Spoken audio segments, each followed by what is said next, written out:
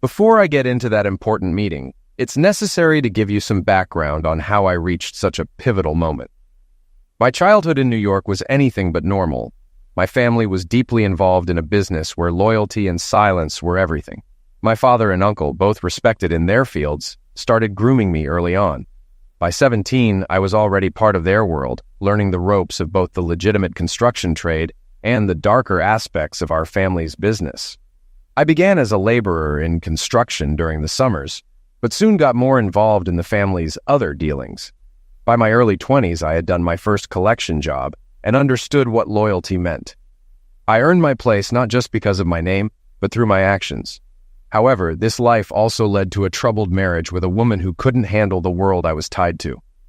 That marriage eventually fell apart, opening the door to a life-changing encounter.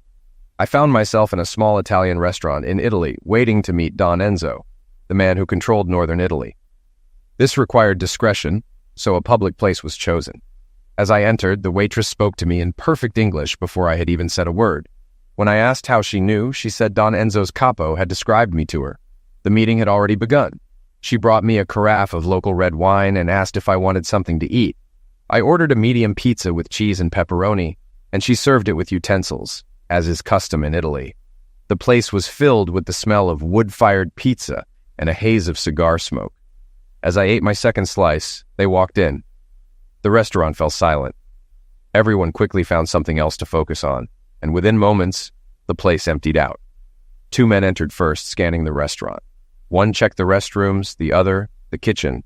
Then came the third man, tough and cold. His hand stayed in his coat, though it wasn't cold enough for one. I suspected he had a weapon. He stared straight at me, and I stared back, refusing to blink. The 2 men finished their check and nodded to the tough guy, who then opened the door and made a signal without breaking eye contact. I calmly continued eating my pizza. They weren't my enemies, but they weren't my friends either. One wrong move, and I'd be sleeping with the fishes. It was my first time meeting their boss, and it felt like a power struggle, both of us sizing each other up. If I showed any weakness, I might as well head back home, as no business would be done. A small man in his 60s entered, though I later learned he was in his 70s. Impeccably dressed and commanding respect without a word, his men seemed to stand at attention in his presence. He locked eyes with me, inspecting me carefully. I stood up slowly to avoid appearing threatening. One wrong move, and I could be in serious trouble. I gestured to the seat across from me and asked the waitress, "Please bring the Don a glass so we can share this wine and perhaps the pizza." The Don's stern look softened, and he smiled. "Of course, I'll join you, Mr. Pergolizzi," he said, though his eyes remained sharp. I wasn't surprised he knew my name as our meeting was arranged. As we sat, the waitress treated him like royalty, almost as if she might kiss his ring. I wondered whether this devotion came from fear, respect, or loyalty. It was hard to tell, but it fascinated me. In New York, loyalty usually came from fear, intimidation, or money.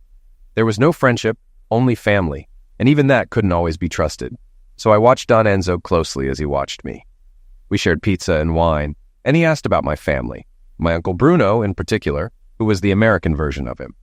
They had met before, though I was surprised by how well informed he was about my cousins, wife, and other relatives, none of whom he had met. He signaled the waitress to clear the table and bring coffee. Italian coffee, I warned, is strong, far stronger than anything from Starbucks. He added a ridiculous amount of sugar to his and took a sip, saying, "Buono."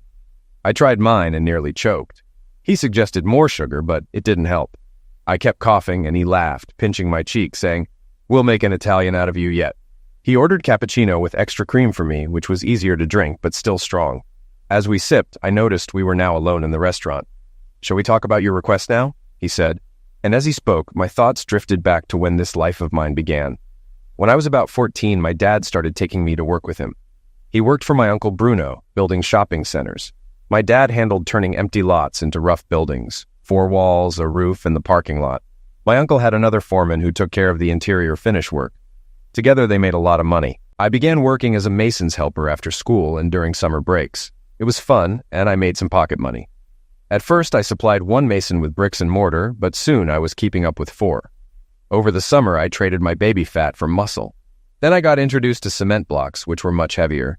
Carrying them was tough, and by the end of 2 weeks, my arms felt like they were dragging. But by my second year, I could keep up, and by the third, I was in great shape. supplying 4 masons while staying ahead of the game. During my 4th summer, things started going missing. Tools, stuff from cars and trucks. We couldn't figure out who was stealing. One day, while catching my breath on the scaffolding, I saw a shadow below, opening a toolbox. Without thinking, I pushed a stack of blocks and they fell onto the thief.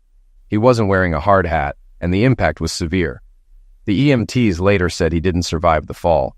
Some guys quickly pulled me down the other side of the scaffolding and told me to keep quiet. If anyone asked, I was supposed to say I was on the other side of the building.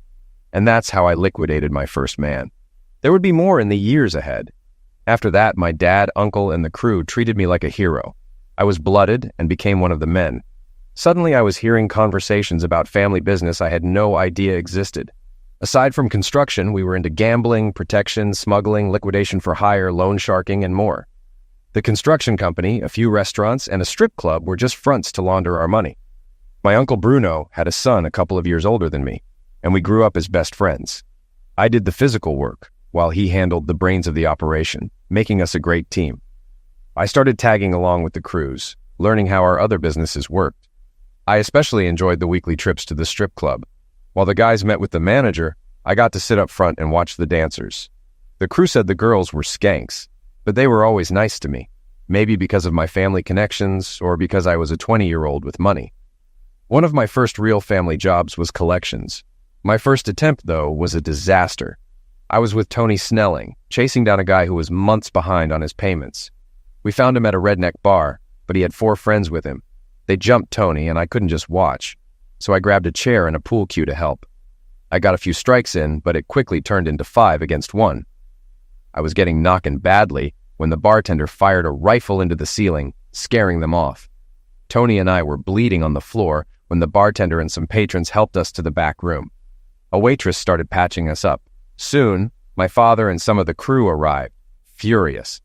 While Tony and I were loaded into an SUV, my dad made sure the bartender and waitress were well compensated. They also earned his respect and protection. I was sore for weeks, but Tony had it worse. Not only did he take a bigger knocking, but he was also on my father's bad side for letting me get hurt. He got stuck with the worst jobs for a while. As for the 5 guys who attacked us, they disappeared, and the loan was later written off. After that, I started spending more time with the capos and learning how the family businesses really worked. I wasn't seen as a low-level thug anymore. I was on my way to becoming a boss. My mother didn't want me getting hurt again, so I learned how to dress and act like a successful 25-year-old. I spent time with our lawyer and accountant, learning the legal side of the business, which I found boring. I preferred hanging out with the guys and visiting the strip clubs, but my father and uncle made it clear that my future in the family business was set, whether I liked it or not. This was the turning point in my life. I stopped doing hands-on construction work and became the general foreman. My role was to ensure the job was completed to the client's satisfaction. We were building a multi-story office with street-level storefronts. The top 3 floors were for a big law firm expanding into our town from the East Coast. My job foreman constantly complained about the woman in charge from the law firm. She was demanding and made life difficult for everyone until she got what she wanted. One afternoon, I got a call. She had pushed the crew too far, and they all walked off the job. My foreman dropped the problem on me, but my dad was the one who told me to go handle it. I hopped into my GTO and sped across town, ready to deal with her. When I arrived, I met my foreman, but before I could say anything, a stunning woman about my age started tearing into me. "Who do you think you are? What makes you think you can do what these guys couldn't with your fancy clothes and car?" She kept ranting, but I just stood there, mesmerized by her beauty. When she finally paused, I asked her to dinner. That set her off again, though not for as long. "You still haven't answered my question about dinner," I said calmly. She looked at me, really seeing me for the first time, and after sizing me up, said, "Okay." It was almost 5 p.m., so I offered to take her to her hotel to change. I waited in the car for nearly an hour, getting more and more frustrated. But when she finally came out, I forgot my irritation. She looked stunning, her hair soft, eyes sparkling, and she smelled amazing. Originally, I planned to take her to a casual spot, but she looked so good that I decided to take her to Portofino's, the best restaurant in town, and one my family owned. "Would you mind if we go to Portofino's?" I asked. She said, "I'd love that, but isn't there a 30-40-day wait for reservations?" "With you looking this beautiful, I'm sure we can walk right in," I replied, using my usual charm. She gave me a curious look, then smiled wide at the compliment. I drove us to the restaurant, pulling up at the front. A valet opened her door, and I handed my keys to his partner. Another staff member opened the door for us, and the maitre d' led us straight to a table. No wait, no questions, just flawless service. She was clearly impressed. After we sat, I said, "I realize we haven't been formally introduced. I'm Luis Pergolizzi, General Manager at Monroe Builders. Please call me Lou." She smiled and replied, "Nice to meet you, Lou. I'm Sophia Jones, Office Manager at Nixon and Hargreaves Attorneys. I'm impressed with your restaurant choice." "Nothing but the best for a beautiful woman like you," I said. We had a great dinner and danced in the club room. I spotted my dad in the crowd later but waved him off. I knew I'd hear about that the next day. I was a gentleman all night, and when I took Sophia back to her hotel, I gave her a soft goodnight kiss. I didn't push for more because I wanted to see her again. A year later, I was standing at the altar, watching her walk toward me on her father's arm. It was a beautiful wedding with all my family and co-workers, and she invited her law firm friends, including the senior partners. The lawyers were standoffish with my family and construction crew, probably thinking they were better than us. Screw them. We had more money and power locally than they did. They didn't really know us, though. We kept a low profile, appearing as small-time businessmen. About 5 years into the marriage, I noticed changes in Sophia. She started acting like the stuck-up lawyers, dragging me to their parties and ignoring my friends and coworkers. She'd leave me at the table to dance with those phonies. They were polite to me, but never truly engaged. They'd listen when I talked, then continue their conversations as if I wasn't there. At one Christmas party, I noticed a particular attorney had my wife's full attention while I was completely ignored. It wasn't just a case of working with the backs, but keeping hands off their women. It was worse. I saw them kissing in a dark corner of the dance floor, his hands on her waist. I didn't feel very festive after that. I waited for the lawyer near the emergency stairwell and, when he passed, shoved him down the stairs. It happened fast, and no one saw. He was hospitalized for months, and doctors weren't optimistic about his recovery. When we got home, Sophia and I had a huge fight about her behavior. She never connected her friend's accident to me. That was the last office event I attended. After that, she went solo. Despite my threats, she had guts. My family noticed the growing tension. One day, my uncle approached me. "Lou, I see things aren't going well with Sophia. Divorce isn't desirable in our family. Does she know about our true business?" I shook my head. "No, she doesn't." He nodded. "If she embarrasses the family, I'll have to take action. It's a matter of family honor." I knew exactly what he meant. Both my marriage and Sophia would be over. For the next 6 years, we lived as roommates. I stayed in the guest room. She stayed in the master. I'd come home after work, change, and then leave until early morning, spending my nights at our family-friendly businesses. Sophia stopped waiting up or trying to talk to me. We barely existed as a couple. One night, I noticed she didn't come home. After a week, I realized she wasn't coming back. I got confirmation when an associate from her law firm barged into our strip club. That was his first mistake. "Hey, idiot, I'm here to serve you divorce papers. Your wife's throwing you out." That was his second mistake. Normally, I'm calm, but his attitude set me off. Before he could react, I attacked. By the time my guys pulled me off, he was dead. I'd knocking him to end of life. I don't believe in a 3-strike rule. They put me in an SUV and drove me to another restaurant we owned. I was quickly ushered inside and told to act like I'd been there all night. Important people there made a point to talk to me, giving me an alibi. A month later, when I didn't respond to the divorce petition and the junior lawyer hadn't returned, Sophia's law firm tried freezing my accounts. That might have worked, except the family owned the bank I used. The manager moved my money to a different account under a new name and backdated everything, making it look like I'd done this months earlier. Our lawyers went on the attack, freezing all of Sophia's accounts, credit cards, and even her 401k. Nothing could be traced back to us. The law firm filed maltreatment suits against me, but my lawyers blocked them. When one of our guys tried talking to a senior partner, the partner laughed and had him thrown out. Big mistake. That night, a small fire broke out in their file room. While the fire didn't cause much damage, the sprinklers and fire hoses destroyed everything on all 3 floors the firm occupied. They were out of business until repairs could be made. The family made a generous donation to the fire department. Later, the law firm's insurance wasn't in order, so they couldn't collect on their claim. By the time they recovered, Sophia and her lawyer boyfriend had vanished. My uncle took over the search. It took nearly a year, but the lovers were finally found living in Europe. That's why I was meeting with Don Enzo. His organization had located them. "What do you want done with the lovers?" Don Enzo asked calmly. Just lead me to them so I can get my revenge, I said, my voice full of anger. No, he replied. Your uncle and father don't want you involved. I need my satisfaction, I protested. Then he hit me with a question. All three of them. 3? I asked, confused. She's pregnant and we don't damage children, he said simply. I nearly broke down in frustration, but seeing my struggle, the Don offered a solution. We'll handle your revenge after the baby is born. The child will be placed with a loving family who are friends of ours. The father is unnecessary, so we'll deal with him quickly. As for your wife, we'll make an example of her after the baby arrives, he added with a chilling smile. Now I understood why people left when he entered the restaurant. Your wife is a strong-willed woman. It will be fun breaking her, he said, his eyes gleaming. He finished by telling me, your bags are packed, and a car is ready to take you to a private airport. You'll fly to Rome, then back home.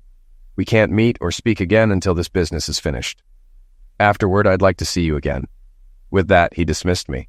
I was surprised by how quickly things moved. I'd barely spent 10 hours in Italy, and now I was being rushed back home. Though a bit insulted by the abrupt dismissal, I kept quiet. I probably spent more time on planes than in Italy. Jet lag hit me hard, and I slept for a whole day, though maybe it was more relief from finally resolving my marriage problems. When I returned to work, my father pulled me aside. The Don called, he said. He said, you're a good boy, and they'll take care of your problem. But remember, you owe him a favor. Whatever he asks, you'll do it. It's family honor. I nodded, understanding the gravity of it.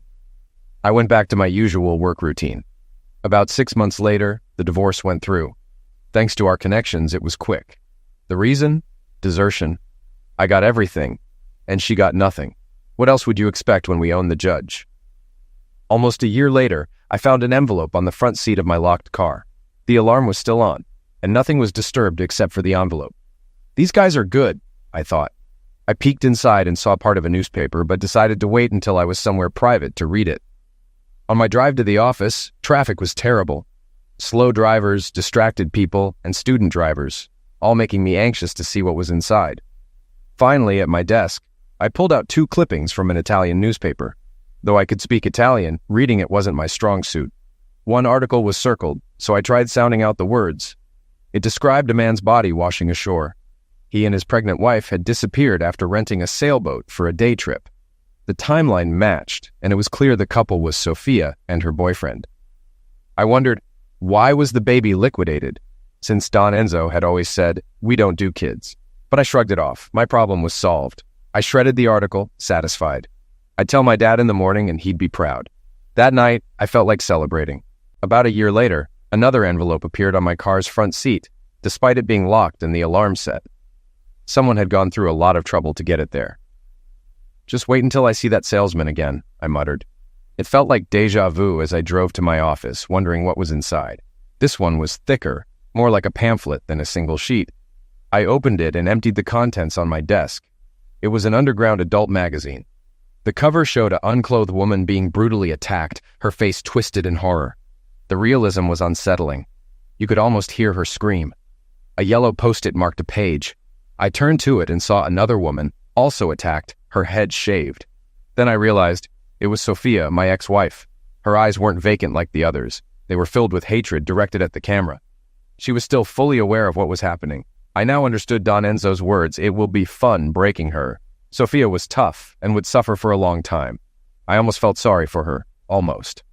I kept the magazine to show my dad and Uncle Bruno. They would get a kick out of it. They had little respect for women who disrespected their men. 6 months later, my dad called. Bruno and I need to see you in the office now, he said, and hung up. When they called, you didn't ask questions. I knew I hadn't messed up, so I just hoped it wasn't about cleaning up someone else's mistake. In the conference room, my uncle spoke. Don Enzo wants to see you again. He's sending a plane next week. Plan on staying for 3 weeks. He's got people for you to meet, and a surprise. But I don't want to go, I complained, but they ignored me. Just be ready. We'll send a limo. Soon, I was on a private Gulfstream jet, the only passenger besides a stunning blonde flight attendant, about 25 to 28 years old. She was 5'4", curvy, and hard to ignore. I tried to keep my focus on her eyes. She smiled and said, "It's okay to look. Men have been staring since I was 15. I chuckled. "It's not polite to stare.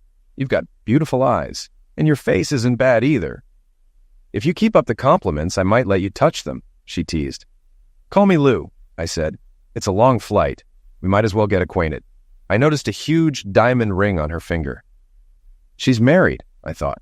I took her hand and said, Too bad someone knocked me to you. We could have had fun. She gave me a sad smile and replied, It would have been nice. She guided me to my seat and went over the flight rules and amenities of the Gulf Stream. There were 2 rooms. Cabins, she politely corrected me. The front cabin was arranged like a living room with 2 couches, plush leather chairs, and a table with bench seating. The aft cabin featured a waterbed and a bathroom that nearly made me laugh. It was all marble and gold, complete with a bidet, bathtub, and separate shower. Antonetta Goya, the flight attendant, sat across from me and buckled in. As she crossed her legs, I saw almost everything. She just smiled, and I knew it was going to be a long flight. The pilot taxied onto the runway, revved the engines to full power, and released the brakes. We surged forward, hitting a few bumps along the way. I was about to scream when the wheels left the ground. Before I knew it, I had unbuckled my seatbelt, and Antonetta was sitting there, grinning like the Cheshire Cat. A woman likes knowing she's still got it, she said with a wink. The flight was great, filled with laughter and jokes for 6 hours. A couple of times the pilot or co-pilot came back to chat. By the time we landed in Milan, I knew I would never want to fly commercial again. The landing was so smooth, I didn't realize we had touched down until I heard the wheels screech. The pilot parked at an empty hangar and shut off the engines. A Bentley limo pulled up by the stairs and 3 men, button men from the old days at the trattoria, stepped out.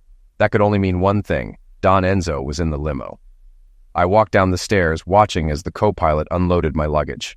Before I could grab my bags, one of the button men and the driver had already taken care of them. When I got into the car, Don Enzo greeted me with a smile. Welcome back to Italy. My son, Don Enzo. I'm honored by all of this, but I'm just a glorified bricklayer, not some prince deserving of such treatment, I said, trying to downplay it. He smiled again. Your parents would be proud to hear you say that. But for now, it's getting late. We'll drive to my home and have dinner. And drive we did. The limo driver whipped through traffic like Mario Andretti while Don Enzo poured me a glass of wine. I did my best not to spill it as we sped along. When we finally reached the autostrada, I thought the wild ride was over, but I glanced at the speedometer, 240 kilometers per h. We were racing down the road at 150 miles per hour. I must have looked panicked because Don Enzo patted my knee. Don't worry, he said. Guido is one of the best drivers around. It took an hour to reach Don Enzo's house, a trip that normally takes 2.5 to 3 hours. His estate was surrounded by a wall with a gate guarded by 2 armed men who nearly saluted as we passed. Looking across the vast lawn, I saw more armed guards patrolling the grounds. We can't be too careful, Don Enzo said. There are always envious men trying to take what's mine. From now on and whenever you visit, you'll have men protecting you wherever you go. Don Enzo, I can take care of myself, I protested. I'm not a kid anymore. I was blooded before I even finished high school. This isn't a request. It's an order, he said firmly, and the look in his eyes left no room for argument. Later that evening, as I wandered the mansion, I ran into an old acquaintance, the bodyguard I once nicknamed Hart. He introduced himself properly this time. My name is Nunzo, he said. You were brave to tell the Don no earlier, but don't ever do it again. One look from him, and I would have had to eliminate you. He doesn't like being told no. Understand? Yes, I replied quickly, realizing how close I had come to crossing a line. That night's dinner was a feast fit for a king, though I suppose the Don was a king in his own way. It was just the 2 of us in a dining room that could seat 30. He sat at the head and I was beside him. We made small talk and he asked about my family, Uncle Bruno, and his family. I learned that he was 75 years old and had been a widower for 15 years. His wife had died of bosom cancer, and he was still grieving. He had 2 sons and 1 granddaughter, who was the light of his life.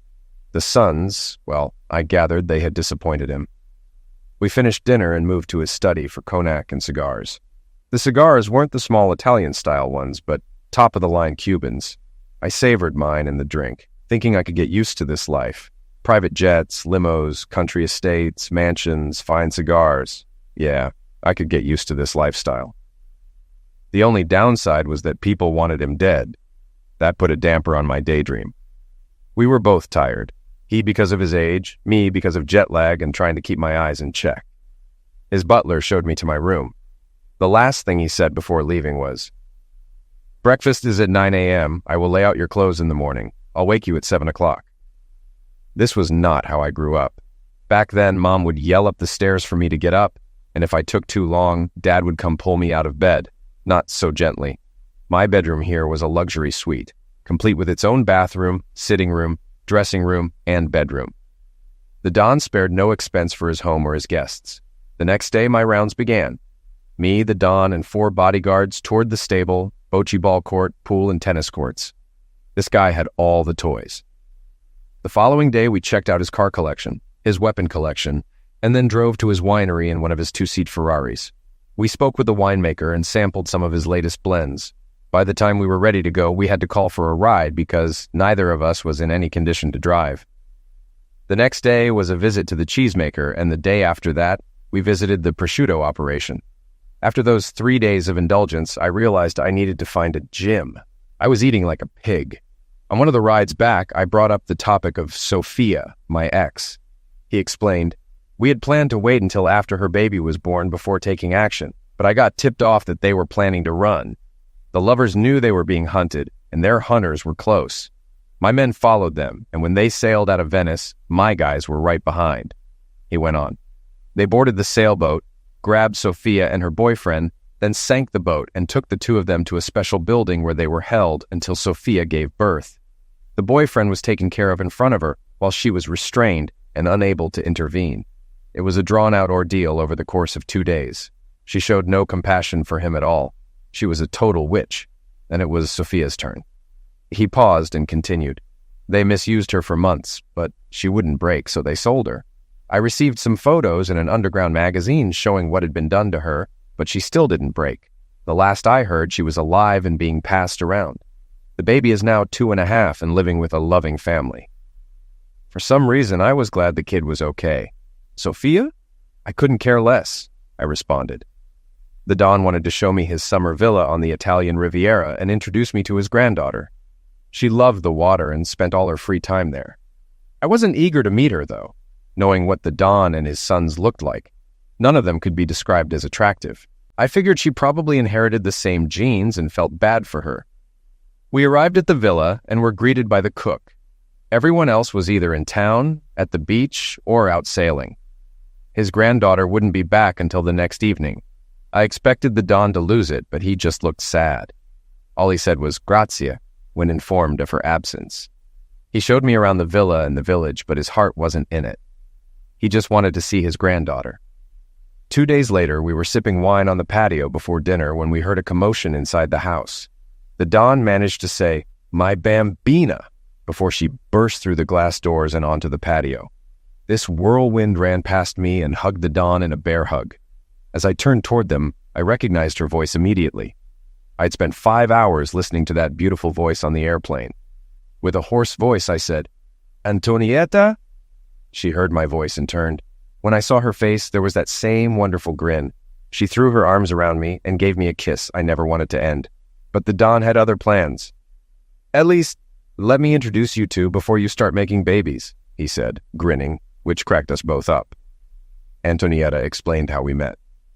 "Ingrid couldn't make the flight you sent, so I volunteered to play flight attendant. Don and I had a wonderful flight getting to know each other, Poppy. He's a good man, a real keeper." We chatted for a while until dinner was ready. Well, she mostly talked to the Don, and I just listened. She was a woman, after all. "So, where's the lucky guy?" "Who's your husband?" I asked. The Don had a funny look on his face, and Antonietta just started laughing again. She told her grandfather, "I lied to him. I had my rings on, and he assumed I was married, so I told him I was. Poppy, he was a perfect gentleman. The whole flight, he even kept his eyes where they should be." We went inside and had dinner. The grandfather and granddaughter had fun teasing me throughout the meal. I've got broad shoulders, I can handle it. No, really, we had a great time. After dinner, we were enjoying drinks on the patio when the maid came out to tell Antonietta she had a phone call. As she left to take it, all sorts of awful thoughts crossed my mind. Who was calling her? A boyfriend? Girlfriend? Lover? The Don tried to calm me, sort of. "It's probably her daughter, Danny," he said casually. "Oh," I muttered, trying to take it in. About that time, Antonietta walked back out and said, "Danny says hi and she misses us." Then turning to me, she added, I can't wait for you to meet her. You'll love her immediately. That's why I wear these rings. If I didn't, people would get the wrong idea about me having a little girl." I just stood there with a dumb look on my face. "No, you silly guy," she laughed. "Danny's adopted. She's in Milan with friends right now.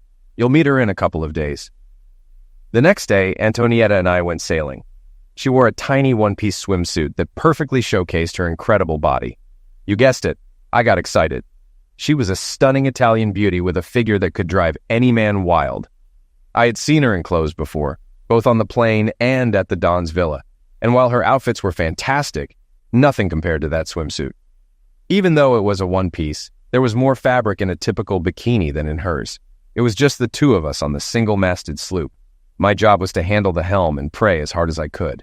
There was no automatic pilot, so I had to keep both hands on the wheel instead of where I wanted them. Damn. At some point in the afternoon, I heard her mention tan lines. Next thing I knew, she was lying on the front deck and her swimsuit had disappeared. After a while, she came over and started applying sunblock to me. Once I was covered, she took the helm, and I got to return the favor, rubbing sunblock over her perfect body. I took my time, paying special attention to all the right spots. When I finished, her knees went weak, and I had to wrap my arms around her to keep her upright while also grabbing the helm.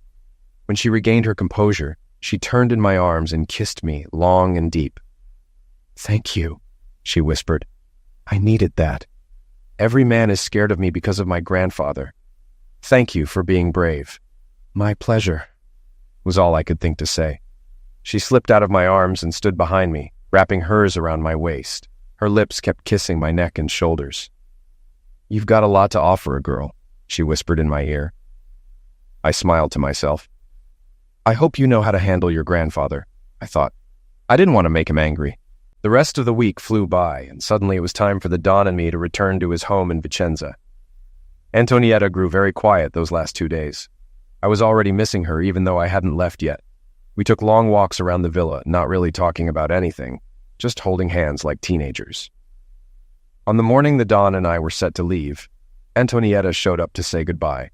She was with a little girl, around 3 years old, with long black hair and the prettiest blue eyes. She held Antonietta's hand as they walked across the yard. When she saw the Don, she smiled wide and called out, "Poppy!" She let go of Antonietta's hand and ran to him with her little arms outstretched, waiting to be picked up. I watched the old man soften as she babbled away in her sweet Italian. "Lou, this is Gina, my favorite little great-granddaughter," he said. "Would you like to meet her?" He brought her over to me. Gina became shy and hid her face in his neck. "Gina, this is Mr. Pergolizzi from America. He's a friend of your mother's." The little girl peeked at me, giving a small smile before hiding her face again. I took a chance and spoke in simple Italian. "Ciao, Bella. I'm happy to meet you." A soft little voice replied, "Ciao, signore." It was sweet and quiet. As the family and I said our goodbyes, Gina kept stealing glances at me from her grandfather's shoulder. Each time I caught her, I smiled and winked, which made her giggle and turn away. Antonietta said, "I think you've made a new friend." When it was time to leave, there were hugs and kisses all around. Gina was back in Antonietta's arms when I heard her whispering something. Antonietta smiled and said, "Someone wants a kiss from you." I turned to see Gina reaching out to me. I walked over, and she wrapped her little arms around my neck while Antonietta held her. She gave me a quick kiss on the cheek before hiding in Antonietta's neck again.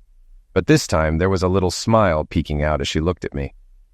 The Don and I spent most of the 4-hour drive back to his compound in silence. I didn't know what he was thinking, but my mind was on the 2 females I had left behind at the villa. One thing was certain. I wasn't done with them. The flight home was long and usually lonely, but even with Inga's beauty sitting next to me, I couldn't stop thinking about the 2 females I had left behind in Italy. I settled back into my routine at home, but time flew by. I found ways to relieve my stress, but for some reason, I kept imagining it was Antonietta, or maybe just wishing it was her. Either way, the relief wasn't as satisfying as I wanted. 2 months later, I found another envelope on my car seat. This time, I knew it was from Don Enzo. His delivery method was unmistakable. I headed toward my office, where my father and Uncle Bruno were already in. They gave me curious looks as I walked by. "A message from Italy," was all I said. Once in my office, I opened the envelope and shook out its contents. A single handwritten page slipped out, and I started reading the shaky handwriting. "My dear, I want to thank you for your visit. It was truly nice getting to know you. I feel as if I have another son, one who respects his father, unlike my own two. Anyway, I'm writing because I have two very unhappy girls here. A little one who keeps asking where her daddy is, and an older one who spends all her time staring into space. It seems you've made quite the impression on them. If you have the time and a little compassion, here is Antonietta's phone number. I'd love to see them smile again. Best wishes, Enzo. I immediately dialed the number at the bottom of the letter. The phone rang, and just as I expected to get voicemail, a sleepy voice answered. Pronto? I had completely forgotten about the time difference. Ciao, Antonietta, it's me, Lou. She almost burst my eardrums with her scream. Carl! I heard some noise and confusion in the background before she continued. No, I'm fine, it's my Louis, she told whoever was near. I suddenly realized I'd gone from friend to darling Carl, and finally to my Louis. I felt my chest swell as I listened to her voice. We talked until her cell phone battery started dying. Before we hung up, we arranged another call for a specific day and time. As we were about to disconnect, I swear I heard her whisper, Ti amo, my Louis. But I couldn't be certain. For the next 3 days, I walked around with a goofy grin on my face. It probably would have lasted longer if not for an early phone call on the 4th day. At 8 a.m., Cheryl, the office receptionist, informed me of the call. I was in the conference room with my father and Uncle Bruno, getting my orders for the day. I tried to wave her off, but she insisted. My father gave me an annoyed look as I picked up the phone. Hello, Lou Pergolizzi speaking. At first, I heard nothing but a faint voice saying, Okay, Gina, say hello. Then, that shy voice I missed said, Pronto, mio padre. I instantly knew it was Antonietta's daughter, Gina. Buongiorno, Bella, ti amo, I replied, my heart melting. I heard her little giggle over the phone, and then Antonietta came on. Gina is running off to tell her grandfather she spoke to you. You've made her a very happy little girl. She talks about you all the time now. I love her too. She's as charming as her mother, I said. We kept chatting, and for a moment I forgot all about my father and uncle sitting there. That was until I noticed the large speakerphone was broadcasting our conversation. My dad broke the silence. Aren't you going to introduce us? He said loud enough for Antonietta to hear. She caught on right away and said, Well, aren't you going to introduce me? I quickly put the handset down and made the introductions over the speakerphone. Once I had, my father chimed in again. I'm happy to finally meet the woman who has my son walking around with his head in the clouds. When will we have the pleasure of meeting you and your lovely daughter? Antonietta laughed softly. I'll ask my grandfather about a visit. His business keeps him very busy, and I don't know if he can travel across the ocean. We'd love to return the hospitality Don Enzo has shown our son. Surely one of your brothers could take care of things while he visits, my father suggested. Please remind him we'd love to honor him for all he's done for our son. With that, our morning meeting took priority, so Antonietta and I said our goodbyes. Afterward, I got some good-natured teasing from my family. Later, Cheryl cornered me, demanding details. But I just smiled, which only made her more determined to find out. It took another week before I could call Italy again. The 8-hour time difference was a bit tricky, but we managed to make it work. And talk we did. Antonietta would hang up and dream of me while I walked around thinking about her. I also loved calling early enough to talk to Gina. She was eager to practice her English, telling me all about her life in a mix of baby English and Italian. Antonietta would listen on the speakerphone, laughing at our little conversations. As Christmas approached, we started making gift lists for our families. Gina was going to be spoiled. I joked to Antonietta, I'd better rent a shipping container just for her presents. I could hear her smile through the phone. Don't waste your money, she said. There are plans in the works. That could only mean one thing. They were coming for Christmas. Thanksgiving was approaching, and we were having our traditional family gathering at one of the family-owned restaurants. We invited all the relatives and most of our employees. It was our tradition. We closed the restaurant and threw a big party. There was always too much food and drink, and I made sure to indulge. I was sitting at the head table, half listening to my uncle give the usual welcome speech, when I heard something that snapped me to full attention. I'd like to welcome Enzo Castillo and his family to our feast. I blinked in surprise. That was Don Enzo and his family. My heart skipped a beat as I looked toward the entrance. Sure enough, my dad and uncle were escorting Don Enzo and his family into the dining room, but I wasn't focused on him. I was searching for two people, Antonietta and Gina, and there they were. Little Gina saw me standing at the far end of the room and immediately started pulling Antonietta toward me. She broke free of her mother's hand when they were close and ran around the end of the table, heading straight for me as fast as her little legs could go. When she reached me, she leaped into my arms and wrapped her tiny arms around my neck. "Hi, Daddy!" she proudly exclaimed in her broken English. The whole room erupted in applause. I was speechless, but my heart swelled. When Antonietta reached us, I found myself holding the two most beautiful girls in the room. I couldn't help but get a little excited looking at Antonietta, but thankfully my loose dress slacks and jacket helped conceal my reaction. Antonietta gave me a knowing smile as she hugged me. We enjoyed a wonderful meal. Gina sat on my lap trying to feed me, but more food ended up on my clothes than in my mouth. The dry cleaner would definitely have a job ahead. My dad and Uncle Bruno spent the evening introducing Don Enzo to family members and friends. Later, Enzo told me he was impressed that they could remember not only everyone's names, but also details about their families. The evening flew by, and soon I had a little girl fast asleep on my lap, and a beautiful woman at my side. I leaned over to Antonietta and asked, "Where are you staying?" She smiled. "Dad is staying at your uncle's with his crew. Gina and I are staying at your apartment. There's no room left at your uncle's. I hope you don't mind." "Of course not," I replied. "But where will you sleep?" Antonietta grinned mischievously. "Your dad thinks Gina and I will share a bed, but I don't think so." Gina snores. "I hope you don't." That smile was enough to drive me crazy. We used Gina's sleepiness as an excuse to leave early. When we got to my apartment, I carried Gina to the guest bedroom and left her with her mom. I noticed the small pink luggage, clearly indicating this plan was made in advance. Then I went to my room to change out of my food-stained clothes, only to find a larger set of luggage there, Antonietta's. I undressed in the bathroom and got into the shower, trying to clean up from Gina's messy attempt at dinner. I had just lathered up when I felt the shower door open, and someone joined me. Hands started rubbing soap on my back, then moved to my front. We both had a great time in the shower, laughing and teasing each other. Afterward, I picked her up, turned off the water, and carried her to my bed. We made love for the next 2 hours and fell asleep wrapped in each other's arms. We made love again in the morning, a sweet, gentle way to wake up. We were still lying there, holding each other, when we heard Gina calling for her mommy. She'd woken up in an unfamiliar room, confused. I dove under the covers while Antonietta threw on a cotton nightgown and rushed to comfort her. A few moments later, mother and daughter came into the bedroom. Gina looked up at us and asked sweetly, "Can I sleep with you and Mommy, please?" So there we were, 4 of us in bed. Me, Antonietta, Gina, and a fuzzy little stuffed animal named Peppino. As I lay there watching them, I realized something important. I wanted this.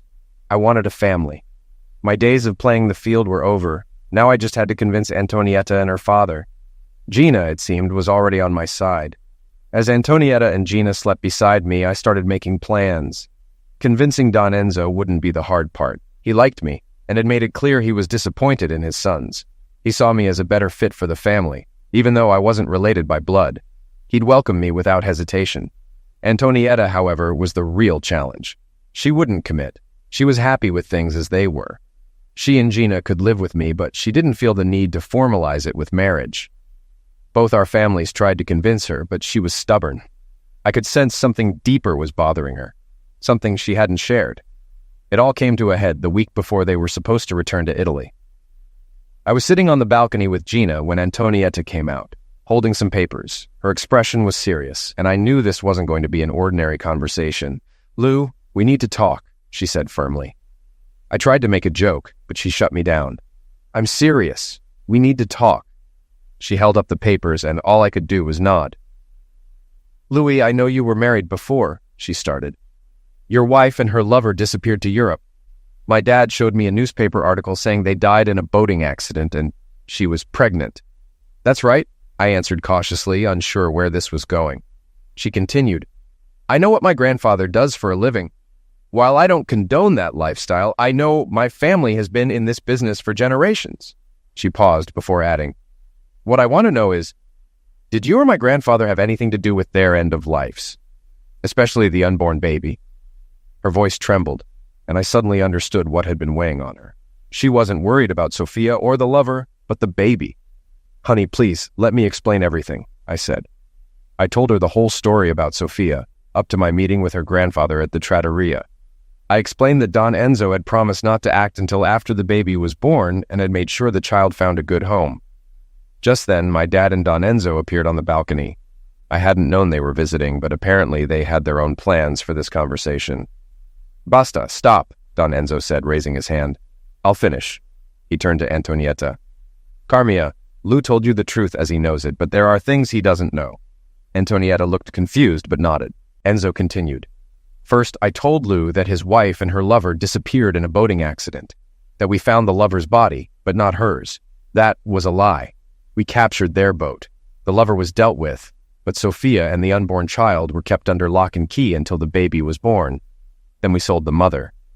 I listened, recognizing the little lies scattered in his story. This was how the Don worked. Antonietta's voice trembled. "And the baby, Poppy?" "I gave the baby to a good family," Enzo said softly. "A family I trusted to raise her well." Antonietta's eyes widened. "She's sitting on your lap, isn't she, Poppy?" Enzo nodded slowly. "Yes, Gina is Sophia's daughter." Antonietta gasped, covering her mouth. "Oh my God, Gina!" Turning to me, Don Enzo asked, "Louis, do you have a problem raising that child?" I looked at him, my heart heavy but certain. "No, Papa, I don't." "And you, my granddaughter," he said, turning to Antonietta.